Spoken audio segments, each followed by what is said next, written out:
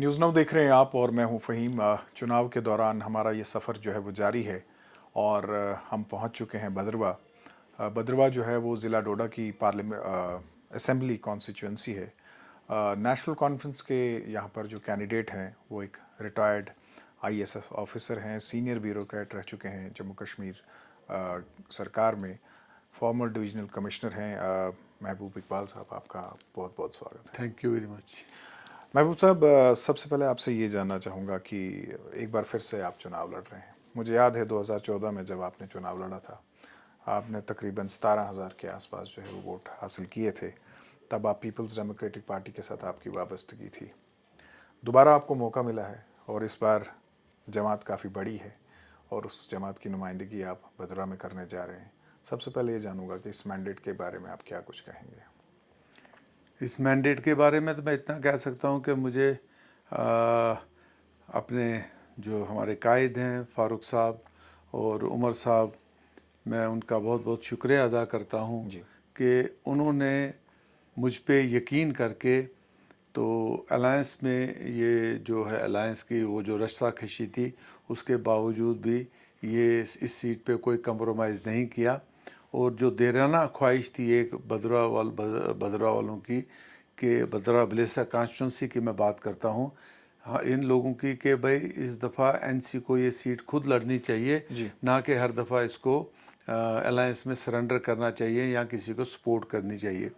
तो हाँ, मैं समझता हूँ कि हाँ, मैं खुशकिस्मत हूँ कि ये मौका मुझे मिला है और उसके लिए मैं अपने कायद का बहुत बहुत शुक्रगुजार हूँ और इंशाल्लाह कोशिश करेंगे कि जो ट्रस्ट उन्होंने हम पे रखा है उसको पूरा करेंगे।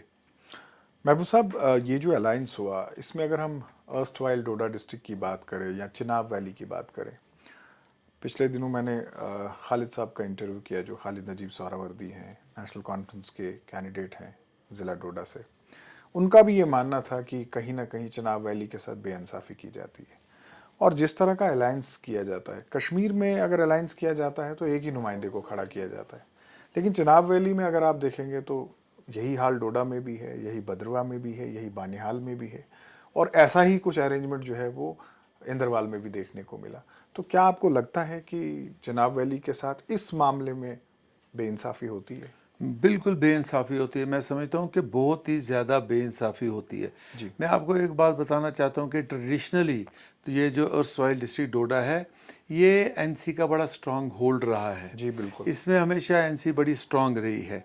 लेकिन कुछ ऐसा हो गया है कि जब 96 में एक दफ़ा यहाँ ये सीट अलायंस में किसी को दी गई और उसके बाद जब आज़ाद साहब यहाँ आए तो चूँकि वो इस एरिया से बिलोंग करते थे, उनकी वजह से कांग्रेस में एकदम से यहाँ पे थोड़ी सी मूवमेंट मैं समझता हूँ हो गई, जिसकी वजह से हर एक कॉन्स्टिट्यूंसी में उनका एक वोट बैंक बना।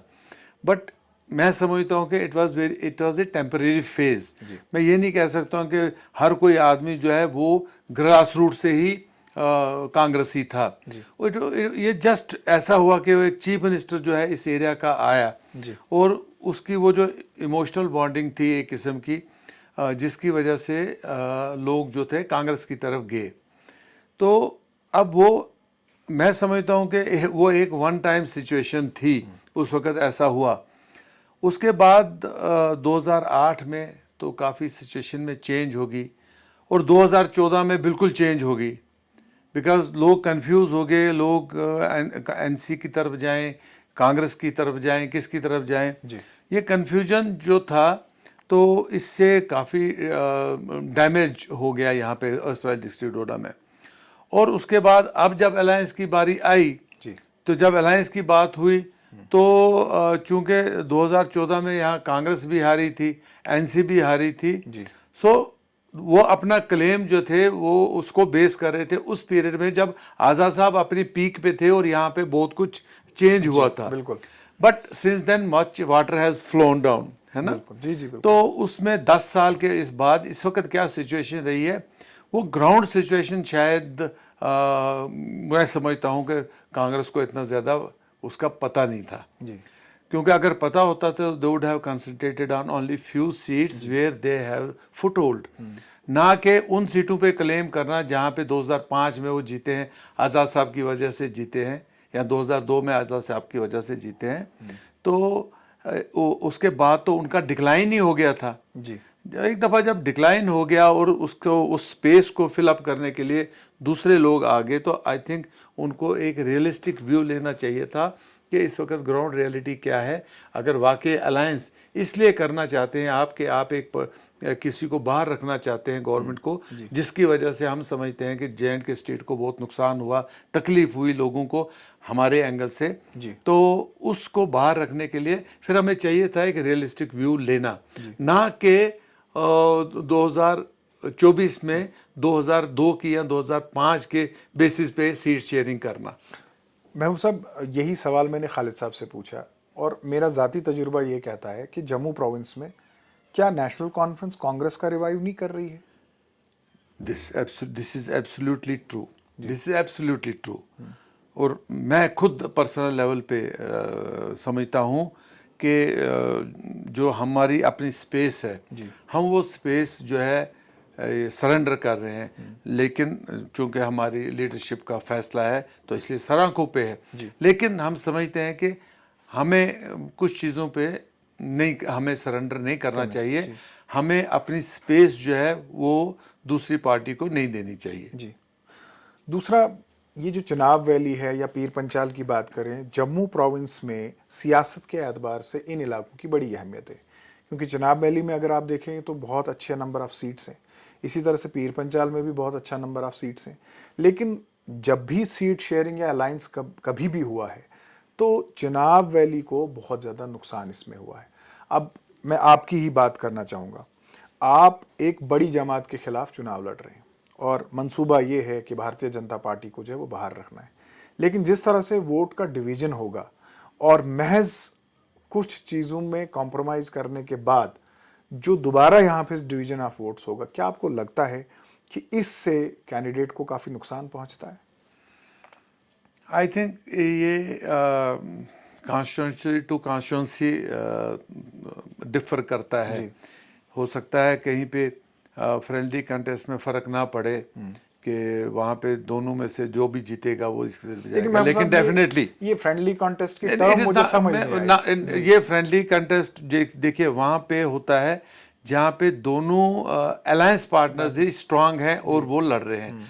When there is a third party जिसको, तो उस वक्त तो ये फ्रेंडली कंटेस्ट रहता नहीं है। बिल्कुल। उस वक्त तो ये बहुत ज़्यादा कंटेस्ट जो है आपस में और ज़्यादा सीवियर हो जाता है, बिकॉज हमारी कोशिश है कि हमारा वोट ना कटे जी।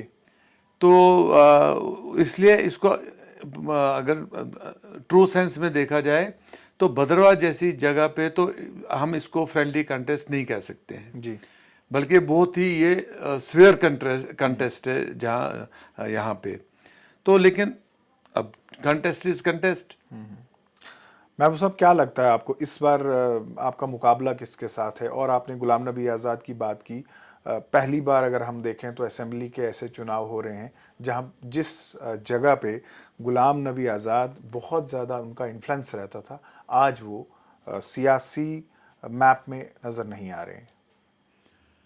देखिए ऐसा है कि जैसे मैंने आपको कहा कि जो वो 2005 और 2008 का आज़ाद साहब का जो इन्फ्लुएंस था थोड़ा नहीं बल्कि काफ़ी हद तक वो डिक्लाइन हो गया। तो उसके बाद चूँकि आज़ाद साहब कांग्रेस से निकल गए तो उनका वो जो वोट है वो ही डिवाइड हुआ। So in the process both the parties suffered, the old as well as the new one. So दोनों ही, मैं समझता हूँ कि दोनों ही पार्टियां जो थी वो कहीं सीरियस रेस में नहीं थी जी। तो लेकिन मैं समझता हूँ कि आज़ाद साहब ने अच्छा किया कि उन्होंने अपने कैंडिडेट को विड्रा कराया, बिकॉज वो अननेसेसरी एक जिस पार्टी के अगेंस्ट हम असली में लड़ रहे हैं वो अननेसेसरी एक एडवांटेज जो है वो उनको मिलने जा रहा था जी। तो मैं समझता हूँ कि ये बड़ा अच्छा है, उनका एक जेस्चर था कि उन्होंने अपना कैंडिडेट विड्रा कर लिया। तो अब जहाँ तक मैं समझता हूँ कि कांग्रेस का ताल्लुक है तो कांग्रेस तो मुझे समझ नहीं आती है कि वो कहाँ पे लड़ना चाहती है, कि मुझे तो लगता नहीं है कि भद्रवाह या चिराला या कहीं पे भी वो कहीं पे भी रेस में या उनका कहीं भी कोई जनाधार है। जी। तो ठीक है, एक पर्टिकुलर एरिया में अगर उनका थोड़ा बहुत वोट बैंक है तो it will not make much difference. तो उससे उनको कोई ज़्यादा वोट मिलने वाला मेरे हिसाब से है नहीं। जी। तो मैं सोचता हूँ कि may be by the time election थोड़ा और आगे चलता है तो बेटर सेंस विल प्रिवेल। महबूब साहब, एक और सवाल आपसे पूछना चाहूँगा, जहाँ तक मेरी इन्फॉर्मेशन हो सकता है कि गलत भी हो। मैंने ये सुना था कि जब डेमोक्रेटिक प्रोग्रेसिव आज़ाद पार्टी बन रही थी तो आज़ाद साहब की जमात से कुछ लोगों ने आपको भी अप्रोच किया था कि आप भी हमारे साथ जुड़ें। इस बात में कितनी हकीकत है? नहीं, ठीक है, हमारे यार दोस्त वहाँ भी हैं जी। कई सारी पार्टियों ने हमें अप्रोच किया, बहुत दफ़ा किया, बट मेरी affiliation even when I was in PDP, जी। तो उस वक़्त भी मेरा जो असली मेरी एफिलिएशंस थी जी। वो एनसी के साथ रही और हमेशा रही हैं। जी। बिकॉज जब मैं स्कूल कॉलेज में था तब भी मैंने एक दो दफ़ा ये एनसी के कुछ फंक्शंस अटेंड किए हैं। तो अब वो उस वक्त पीडीपी में जाना maybe it was because of certain compulsions, तो जिसको मैं I will not like to diverge those. तो लेकिन असली में मेरे लिए तो ये एनसी पार्टी जो है ये मेरे लिए इट्स लास्ट रिजॉर्ट, जहाँ पे जाके अब मैं अपना पॉलिटिकल कैरियर जो है वो एंड करके ही निकल सकता हूँ, उससे पहले नहीं निकल सकता। महबूब साहब, ये भी बताएं कि कहते हैं कि एक ब्यूरोक्रेट के लिए सियासतदान बनना बड़ा मुश्किल होता है। आपके लिए भी मुश्किल हुआ? आपको लगता है कि सियासत में थोड़ा सा वो जो ब्यूरोक्रेसी का नशा होता है वो एक छोटे पैमाने पे रखना होता है? देखिए, ये है एडजस्टमेंट करना मुश्किल ब्यूरोक्रेट्स को हो जाता है, लेकिन मैं हमेशा एक लो प्रोफाइल ब्यूरोक्रेट रहा हूँ। मैं कभी वो, और ख़ासकर जब मैं डीसी था, इवन डिविजनल कमिश्नर था, तो उस वक्त भी मेरा आम लोगों के साथ इतना, पब्लिक के साथ इतना होता था, मुझे कोई ज़्यादा फ़र्क महसूस नहीं हुआ जब मैंने शिफ्ट किया फ्रॉम ब्यूरोक्रेसी टू पॉलिटिक्स। कोई इतना मुझे फ़र्क नहीं महसूस हुआ। दो समटाइम्स फील होता है कि कुछ लोगों को जो मतलब जो पॉलिटिशियंस हैं जी। उनको लोगों की बात नहीं मैं करता हूँ, मैं पॉलिटिशियंस की बात करता हूँ। कभी कभी हजम नहीं होते हैं हम उनको, ब्यूरोक्रेट एज पॉलिटिशियन हजम नहीं होता है। उस वक्त थोड़ा सा आदमी को फील होता है, but by and large if your boss is happy it is all right for you. Bhaderwah के बारे में बात करते हैं। बहुत सेंसिटिव इलाका माना जाता है पॉपुलेशन के एतबार से। हिंदू और मुस्लिम पॉपुलेशन में कोई ज़्यादा फ़र्क नहीं है, और जिस तरह से जो आपके हरीफ हैं जिनके मुकाबले आप खड़े हुए हैं वो तो ओपनली हिंदू मुस्लिम की सियासत जो है वो कर रहे हैं। लेकिन अभी तक नेशनल कॉन्फ्रेंस की तरफ से ऐसी कोई सियासत जो है वो देखने को नहीं मिली, खासकर आपकी तरफ से भद्रवाह में। क्या आपको लगता है कि बगैर हिंदू मुस्लिम किए आपका नैरेटिव जो है वो काम करेगा और आप कामयाब हो जाएंगे?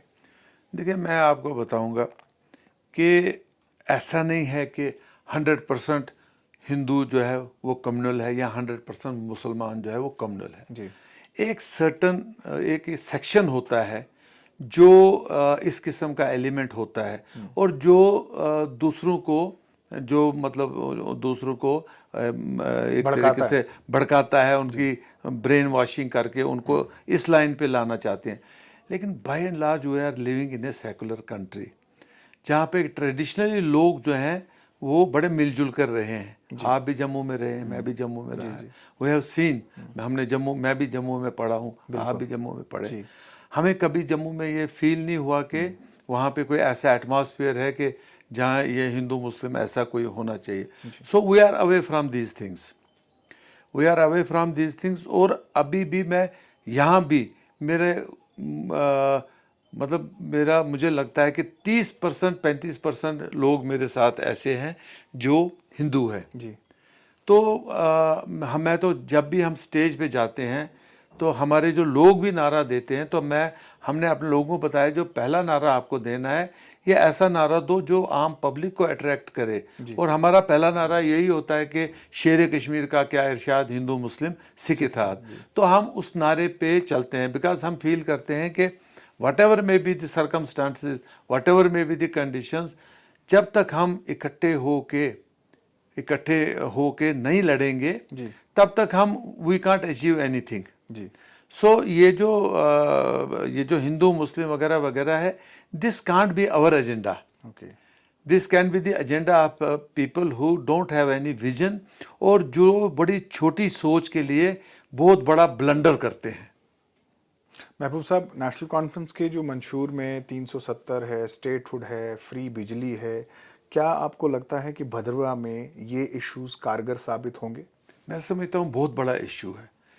जब 370 टूटा तो अगर इमीडिएटली इलेक्शन हुआ होता, परहैप्स 370 जो है ये इशू नहीं होता। क्योंकि लोग सोचते कि नहीं, अभी बेनिफिट जो 370 के हैं ये आने वाले हैं, कुछ जो दूध की नदियां कहते हैं बहेंगी, वो बहने वाली हैं। लेकिन 5 साल के बाद अब लोगों को ये फील होता है कि भाई ये तोड़ा तो तोड़ा क्यों, ये तोड़ा तो तोड़ा क्यों, इससे फायदा क्या हुआ लोगों को। आज आप जम्मू में देखो, स्टेट मिशनहुड है ना, मिशन स्टेटहुड, पार्टी जो मिशन स्टेटहुड बोलती है, अनदर पार्टी वो कहती है जी हमें राइट्स वापस करो, हमारे स्टेट वापस करो। ये अब this has started in Jammu. युवा राजपूत सभा की बात करें आप, उसके सुनील डिम्पल की बात करें, and so many people who are not directly doing it, but वो कहते हैं कि भाई हमें क्या हुआ 377 से, अब तो जमीनों का डर है, नौकरियों का डर है, हर एक चीज का डर है। तो उससे जो ये 5 साल का इलेक्शन डिले हुआ है, मैं समझता हूँ इससे लोग जो है ना वो आज ये फील करते हैं कि यार दफा 370 तो हमारे लिए ठीक था, बेनिफिट तो कोई नहीं हुआ, लेकिन इसका नुकसान जो है वो कोई नहीं बता सकता है। अब आप ये नहीं कह सकते हैं जी उसको फायदा हुआ, 10 आदमियों को फायदा हुआ, 20 आदमियों को फायदा हुआ। भैया 1,35,00,000 लोगों की बात करो आप ये नहीं कह सकते कि भाई 5,000 लोगों को हमने ये दिया, 7,000 लोगों को ये दिया, और फिर ये आप एक्सप्लॉइटेशन करोगे कि एससी को रिजर्वेशन नहीं थी, एसटी को जॉब्स में रिजर्वेशन नहीं थी। ऐसा तो नहीं था, ये सब कोई चीजें थी। कहते हैं राइट टू इंफॉर्मेशन एक्ट नहीं था यहाँ पे, वो भी था, मतलब क्या चीज यहाँ नहीं थी, है ना, एवरीथिंग वाज हियर। लेकिन आज ये मुद्दा है, जब ये लोगों की जमीनों पे हमला हुआ, जब लोगों के घरों को तोड़ने लगे, जब लोगों की जो रोशनी एक्ट को ख़त्म किया, उसके बाद जो जिस हिसाब से एडमिनिस्ट्रेशन ने मतलब इतनी सख्ती से लोगों को ज़मीनों से बेदखल करना चाहा या कुछ किया, उसकी वजह से तो definitely 370 is an issue now. 4 साल पहले शायद नहीं होता, लेकिन आज 5 साल का एक्सपीरियंस करने के बाद मुझे लगता है कि definitely it is an issue and it is going to hurt BJP, I am telling you. Mehboob साहब, मेरा आखिरी सवाल होगा, भद्रवा में ऐसा क्या इशू है कि आपको लगता है कि लोग जो है वो आपको चुने?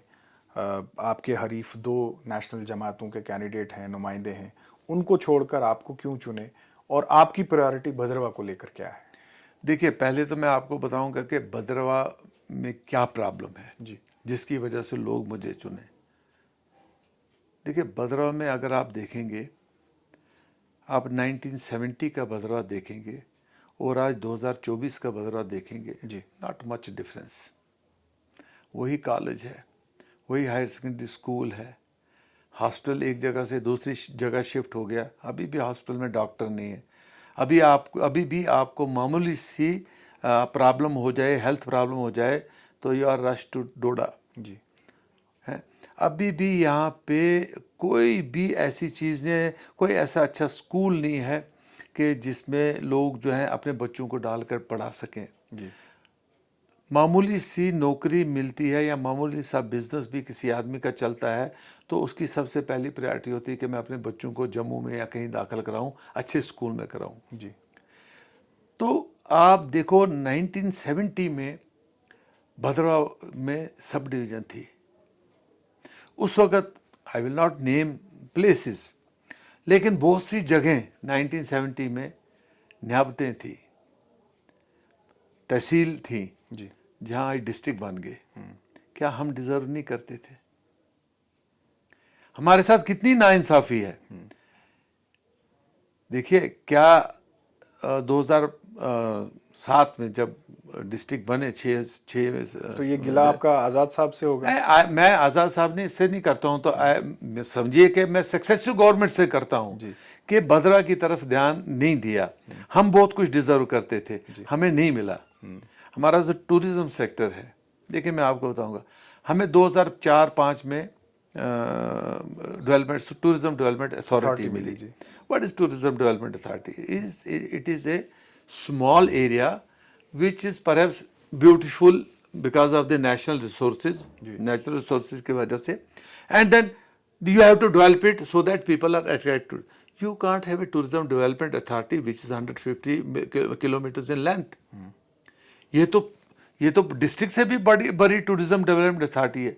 जो भी गवर्नमेंट आई है उसने इसका एरिया जो है वो बढ़ाते गए। आज क्या है Bhadra development authority, tourism development authority. आप नहीं कह सकते हैं कि पिछले 5-10 साल में भद्रा टूरिज्म डेवलपमेंट अथॉरिटी ने कोई एक भी दिखाने वाला काम जो है वो भद्रा में किया है। अब आप कहेंगे कि why people are attracted to me. जी, आप भद्रा में किसी से पूछो, लोगों को है मेरे साथ एक चीज़, क्योंकि मैं जब 2003 में यहाँ 2003 में मैं यहाँ डिप्टी कमिश्नर आया, आई ट्राई टू, मैंने कुछ करने की कोशिश की। आपने ये जो नीचे पार्क देखा होगा फिश पार्क में, that is my brain child, वो मैंने स्टार्ट कराया था। आप ये जो जितना भी ये मार्केट, ये खुला रोड्स वगैरह का, आई डिड दिस। उसके बाद ये नालठी वो मैंने किया। ये जो आपका जहाँ आज इतना बड़ा होटल बना हुआ है, दिस वाज आइडेंटिफाइड बाय मी। लेकिन मेरा उस वक्त ये था कि यहाँ गंडोला बनाएंगे, सब्सिक्वेंटली वहाँ पे होटल बन गया वट। लेकिन हमने उस वक्त एक स्टेडियम कॉलेज में बनाने की कोशिश की, तो वहाँ पे आप देख लीजिए, जहाँ पे 2003 में जब मेरा लेकिन जल्दी ट्रांसफ़र हो गया बिकॉज ऑफ वेरियस रीजंस, कि मुझे पॉलिटिशियंस को पसंद नहीं आया मेरा तरीक़ाकार काम करने का। जबकि यही तरीक़ाकार जब मैंने डोडा में उधमपुर में आजमाया, तो मैं वहाँ 3 साल से भी ज़्यादा मैं उधमपुर में डीसी रहा।